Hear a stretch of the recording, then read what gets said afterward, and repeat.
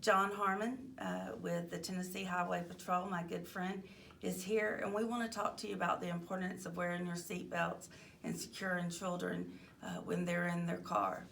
John? Well, thank you for having me. I'm John Harmon, Tennessee Highway Patrol, and this is a very important topic to be sharing and talking with the public is children's safety and our personal safety wearing that seatbelt. And thank you for having the Tennessee Highway Patrol for this important message. Absolutely, thank you. One of the things the trauma services team sees are people that come in and they've been in a car accident or a motor vehicle crash, and they've not been secured properly in their car or their car seats for the kids. And we want to talk to you about how important it is to buckle up every time, even if you're only going 5 minutes down the road to Walmart. You want to make sure that you buckle that seat belt and you do it correctly. Now, of course, I'm a realist, and I always, when I'm teaching and I'm giving presentations, a seatbelt is not guaranteed to save your life every time. When it's your time, it's your time. But what we're encouraging you to do is put that seatbelt on. When you're driving down the road at 75 or 80 miles an hour when you should be going 70 miles an hour on the interstate, and it's in rainy conditions, and you hydroplane and cross the median and hit a tractor-trailer truck head on, Yep. you know, odds are that seatbelt you might not survive that crash. But what I'd like for everyone to do is have your seatbelt on, slow down, and that would prevent that crash from happening. Absolutely. But those seatbelts and those child restraints are the most important thing you can do for you and your family. And if you have an issue with unsure about your child restraint device, I would recommend that you contact your local sheriff's department, your local police department, or the Tennessee Highway Patrol, and they have some certified instructors that can come out and look at your car seat, and you can set up a meeting, and they can check to make sure you got the right car seat for the child. Absolutely. Or sometimes, if you don't have a car seat, we can have one available for you. Absolutely. That's crucial when it comes to our children. We want to make sure that as an infant, a toddler, or a young child, that they're in the correct type of seat, whether that's a carrier or a booster seat.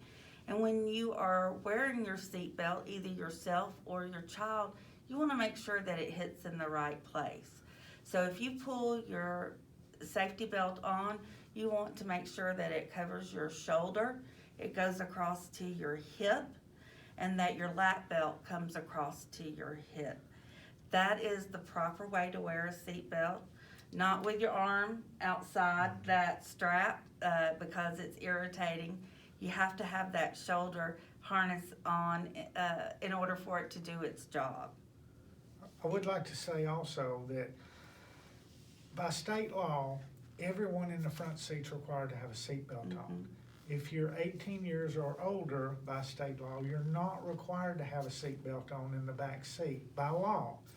But what I'm encouraging you to do, it does no good for me and you to have your seatbelt on in the car in the front seat and the passengers not have their seatbelt on. Even though it's not a law, if you're involved in a crash, they can injure or kill you bouncing around in the car. So it's so important that everybody have that seatbelt on. And one more thing I'd like to bring up that I have catch myself when I'm wearing my seatbelt, I have a belt clip that holds my cell phone, and I put it on my belt. And sometimes I leave it on when I put my seatbelt on, and then the seatbelt is wrapped around my cell phone. There's been times where people have been injured, the cell phone in a crash cuts them or is impaled into them. Absolutely. So I would encourage point. somebody to take their cell phone off their belt when they put that seatbelt on. Right, and put it to the side so it's no longer touching your body. Absolutely. Yes.